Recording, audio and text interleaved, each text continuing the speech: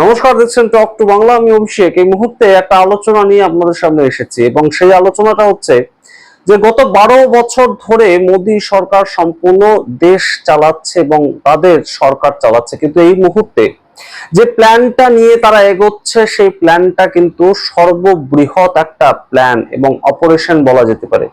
সারা ভারত জুড়ে বিভিন্ন ছোট ছোট পার্টিগুলোর ওপর এই একটাই অপারেশন এই মুহূর্তে বিজেপির তরফ থেকে করা হচ্ছে এবং সেটাকে নিয়ে এই মুহূর্তে চর্চার কোনো শেষ নেই। তার কারণ, যে ঘটনাটা আমরা ঘটতে দেখছি প্রতিনিয়ত, সেই ঘটনাটা কিন্তু ভাবাচ্ছে এই মুহূর্তে যে বিজেপি এর পরবর্তীতে আর 2029 সালের আগে যদি একটা বিল নিয়ে আসতে পারে লোকসভা এবং রাজ্যসভা এবং সেটা পাশ করাতে পারে, তাহলে আর কোনোদিন ক্ষমতা থেকে যাবে? তো এই প্রশ্ন এই মুহূর্তে চর্চার কেন্দ্রবিন্দুতে উঠে আসছে। তার কারণ, মমতা বন্দ্যোপাধ্যায়ের পার্টি সেখান থেকে লোকসভার যখন 20 জন মতন সাংসদের একদম এনডিএ কে সাপোর্ট করার একটা প্রেক্ষিত তৈরি হয়েছে, তখন একটাই কথা কিন্তু ঘুরে ফিরে আসছে যে তৃণমূল কংগ্রেস, এনসিপি কিংবা উদ্ধব ঠাকরের যে দল, তারা কেউই আদপে বিজেপির সামনে টিকে থাকতে পারবে না বেশিক্ষণ। এবং বিজেপির এই মুহূর্তে সম্পূর্ণ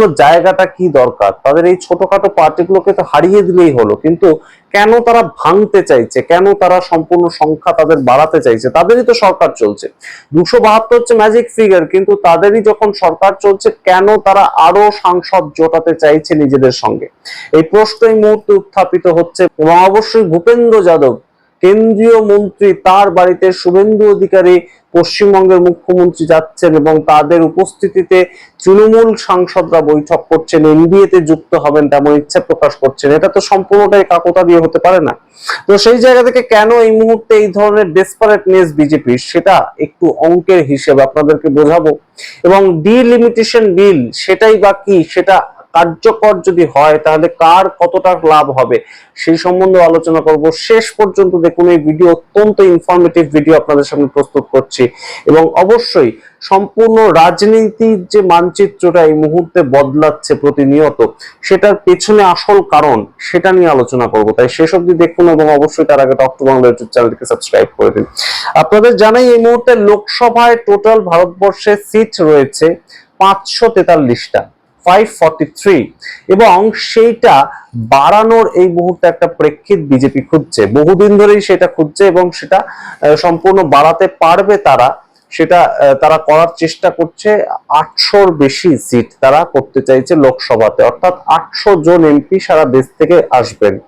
এবং সেই ক্ষেত্রে রাজ্যসভাতে এই মুহূর্তে সিট রয়েছে 245টা, 245, এবং সেটাকে বাড়িয়ে তারা করতে চাইছেন 320-র বেশি। এই জায়গা দুটোই কিন্তু ডিলিমিটেশন বিল আনার মধ্যে দিয়ে তারা করতে পারবে। কয়েকদিন আগে আমরা দেখতে পেয়েছিলাম যে মহিলা সংরক্ষণের নামে যে বিলটা তারা এনেছিল স্পেশাল একটা অধিবেশন ডেকে পশ্চিমবঙ্গ ভোটের আগে এপ্রিল মাসে, সেই যে তার সঙ্গেই যুক্ত ছিল কিন্তু ডিলিমিটেশন বিলটি, কিন্তু সেগুলো দুটো একদম রিফিউজ হয়ে যায়। এবং এই মহিলা সংরক্ষণ বিল সংক্রান্ত যে একটা নতুন সংবিধান সংশোধন করার জন্য প্রেক্ষিত তৈরি হয়েছিল, সেটা যখন রিজেক্টেড হয়ে যায়, বাকি দুটো বিলও কিন্তু আর তোলাই হয়নি। তো সেই সম্পূর্ণ বিষয়টা কিন্তু এই মোদী সরকার এই মুহূর্তে করতে চাইছে, যে ডিলিমিটেশন করে লোকসভার সিট বৃদ্ধি করে দেওয়া। এরপর আপনারা জিজ্ঞেস করবেন যে লোকসভার সিট বৃদ্ধি করে দিলে কি হবে, তখনও তো ভোটে জিতেই আসতে হবে। কিন্তু ডিলিমিটেশনটা এমন ভাবেই করা হওয়ার কথা বা চিন্তা ভাবনা চলছে, যে জন্য কংগ্রেস সহ বিরোধী সমস্ত রাজনৈতিক দল এটা বিরোধিতা করছে, যে উত্তর ভারত এবং দক্ষিণ ভারতে যে সমস্ত জায়গায় ভারতীয় জনতা পার্টির পারফরমেন্স ভালো হয় সেখানে আরো বেশি সিট বৃদ্ধি করা, সেরকম একটা প্রেক্ষিত তৈরি করা হবে। অর্থাৎ 7টা বিধানসভা নিয়ে একটা লোকসভা গঠিত হয়, কিন্তু সেখানেই করে দেওয়া হবে 3 এবং 4, অর্থাৎ দুটো লোকসভায় ভাগ করে দেওয়া হবে। এইভাবে পদ্ধতিগুলোকে কিন্তু ডিলিমিটেশন করা হবে। 543টা সিটকে 800টা করা হবে এবং সেখানে 800-র ভিত্তিতে মেজরিটি তারা গঠন করবে 400-র বেশি সিট নিয়ে, এবং তারাই সরকারে চলে যাবে। এবং সেই জায়গাটা বিজেপির অত্যন্ত সুবিধা হবে, তেমনই কিন্তু একটা প্রেক্ষিত উঠে আসছে। এবং তাই জন্য এই মুহূর্তে কি দরকার, সংবিধান সংশোধন করতে গেলে কি দরকার, এই মুহূর্তে তাদের 2/3 মেজরিটি দরকার, এবং 543 তার মধ্যে যদি 2/3 মেজরিটি দরকার হয়, সংখ্যাটা গিয়ে দাঁড়ায় একদম সরাসরি 362। 543-এর মধ্যে মেজরিটি, টু থার্ড মেজরিটি যদি পেতে হয় তাহলে 362 দরকার। এবং এই মুহূর্তে এনডিএ এর হাতে রয়েছে কজন, আমরা যদি ধরেও নিই যে একদম তৃণমূল কংগ্রেসের 20 জনই সাপোর্ট করছেন, যে খবরটা ঘুরে বেড়াচ্ছে, কাকলি ঘোষাল বলছেন যে আমরা 20 জন মিলে সাপোর্ট করবো এনডিএ কে, তাহলে সংখ্যাটা দাঁড়াচ্ছে কিন্তু 293টা ছিল সমস্ত সবাইকে নিয়ে।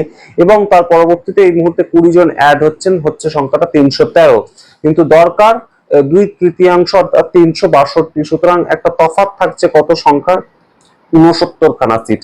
এখনো 69টা সিট কিন্তু লাগবে 2/3 পৌঁছানোর জন্য। তো সেই ক্ষেত্রে কাদের কাদের উপর নজর রয়েছে, মোদী সরকারের কাদের কাদের উপর নজর রয়েছে সেটা আপনাদের সাথে একটু ভাগ করি। এই মুহূর্তে উদ্ধব ঠাকরে তার পার্টির উপর নজর রয়েছে, এবং মহারাষ্ট্রে উদ্ধব ঠাকরের 9 জন এমপি রয়েছেন, তাদের উপর কিন্তু নজর রয়েছে। এবং যা খবর, এই 9 জন এমপির মধ্যে 6 জন কিন্তু একদম সরাসরি বিজেপির সঙ্গে সংযুক্ত রয়েছেন, বিজেপির সঙ্গে যোগাযোগে রয়েছেন। তার পরবর্তীতে মহারাষ্ট্রে আরেকটি ছোট পার্টি, তারা ইন্ডিয়া অ্যালায়েন্সের সংখ্যা হিসাবে রয়েছেন শরদ পাওয়ার, তিনি 8 জন তার এমপি রয়েছে, এবং সেখানে সুপ্রিয়া সুলে নিজে একমাত্র শরদ পাওয়ারের মেয়ে, তিনি সুরক্ষিত বলা যেতে পারে, তিনি ইন্ডিয়া অ্যালায়েন্সের সাথে এখনো পর্যন্ত আছেন সেটা বলা যেতে পারে। বাদ বাকি সবাই, এই 8 জনের মধ্যে বাকি 7 জন কিন্তু বিজেপির সঙ্গে যোগাযোগে রয়েছেন তেমন খবর উড়ে আসছে।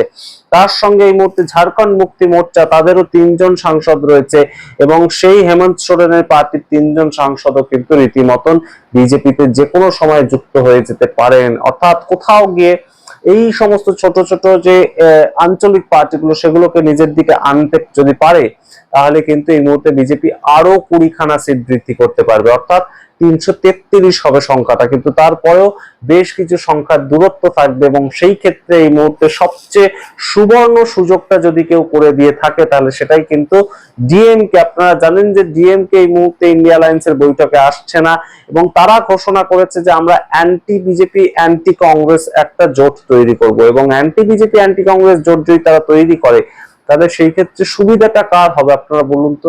যখন এই ডিলিমিটেশন বিলটা আনবে, তাহলে সেই ক্ষেত্রে ডিএমকে যদি তাদেরকে সাপোর্ট নাও করে, এই 22 জন সাংসদ তারা ভোটটাই দিল না, তাদেরকে যদি এইভাবে ম্যানিপুলেট করা যায় যে তারা সম্পূর্ণ ডিএমকে কে সমর্থন করলো না, যদিও ডিএমকে একটা সময় বিজেপিকে সমর্থন করেছে যখন বাজপেয়ী সরকার ছিল, তো সেই সময় ডিএমকে বাজপেয়ী সরকারকে সমর্থন করেছিল, কিন্তু তার পরবর্তীতে আর করেনি।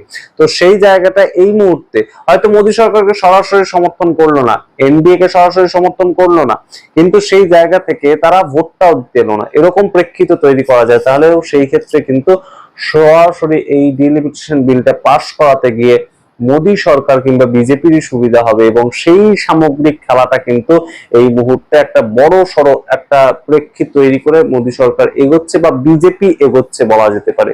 বিজেপি এই মুহূর্তে একটাই টার্গেট, যে তারা যে 543খানা সিট নিয়ে আছে বর্তমানে, সেই 543খানা সিটের ডিলিমিটেশন করে সংখ্যাটা 800 করতে হবে। কিন্তু সেখানে অপোজিশন পার্টিগুলো কি বলছে, কোন জায়গায় বাধা দিচ্ছে তারা বলছে যে আগে জনগণনা হবে, জনগণনা হয়ে সারা ভারতবর্ষের এই মুহূর্তে 140 কোটিটা 170 কোটির কাছাকাছি ছাড়িয়ে গিয়েছে, সেই রকম জনসংখ্যাটা আগে গৃহীত হবে, তার মধ্যে কতজন সঠিক ভোটার সেটা গৃহীত হবে, এবং তার পরবর্তীতে ডিলিমিটেশন বিল সংসদে আনা হবে।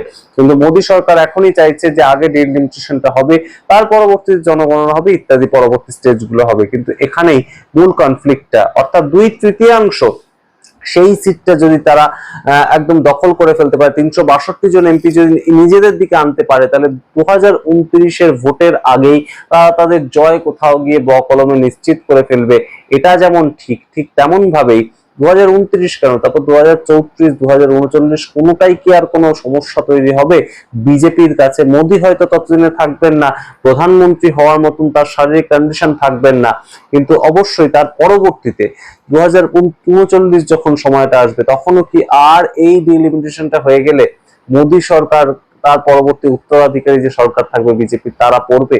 এই জায়গাটাই কিন্তু এই মুহূর্তে আঞ্চলিক দলগুলোকে বুঝতে হবে। সেখানে উদ্ধব ঠাকরের পার্টি হতে পারে, সেখানে শরদ পাওয়ারের পার্টি হতে পারে, সেখানে তৃণমূল কংগ্রেসের যারা রয়েছেন তারা হতে পারে, এবং অবশ্যই সবাইকে কিন্তু এই মুহূর্তে বিরোধিতা যদি করতে হয়, তাহলে কিন্তু নিজেদের অস্তিত্বটা সম্পূর্ণ এনডিএ কে সাপোর্ট করে দিলে একদম হারিয়েই যাবে।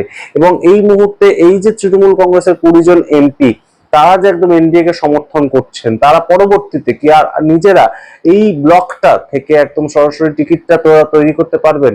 অর্থাৎ কোথাও গিয়ে তারা মমতা বন্দ্যোপাধ্যায়ের মুখ দেখিয়ে কিন্তু জয়ী হয়েছিলেন, কিন্তু তার পরবর্তীতে তারা যদি এনডিএ কে সাপোর্ট করেন, পরবর্তী 2029-এ তারা 20 জনের 20 জনের টিকিট পাবেন, তেমন কোনো সিওরিটি কি রয়েছে? এই প্রশ্নগুলো কিন্তু নিজেদের মধ্যে পলিটিক্যাল পার্টিগুলো অবশ্যই আলোচনা করার দরকার। এবং কংগ্রেস এবং সিপিআইএম বা সিপিআই বা যারা লেফট পার্টিগুলো রয়েছে তারা ছাড়া এই মুহূর্তে সম্পূর্ণ বিজেপি বিরোধিতা করা কিন্তু কারোর পক্ষেই সম্ভব নয়। লেফট পার্টিকে আমরা কোনোদিন দেখিনি বিজেপির সঙ্গে সম্পৃক্ত হয়ে সরকার চালাতে, কিন্তু অন্য সমস্ত পার্টি, কংগ্রেসকেও দেখিনি এবং লেফট পার্টিকেও দেখিনি, অন্যান্য সমস্ত আঞ্চলিক পার্টি কিন্তু কখনো না কখনো বিজেপিকে কোথাও না কোথাও কোনো না কোনো ভাবে সাহায্য করেছে ভোটে জিতে যাওয়ার ক্ষেত্রে। সেটা যে কোনো পার্টি হতে পারে, ছোটখাটো যে কোনো আঞ্চলিক পার্টি হতে পারে।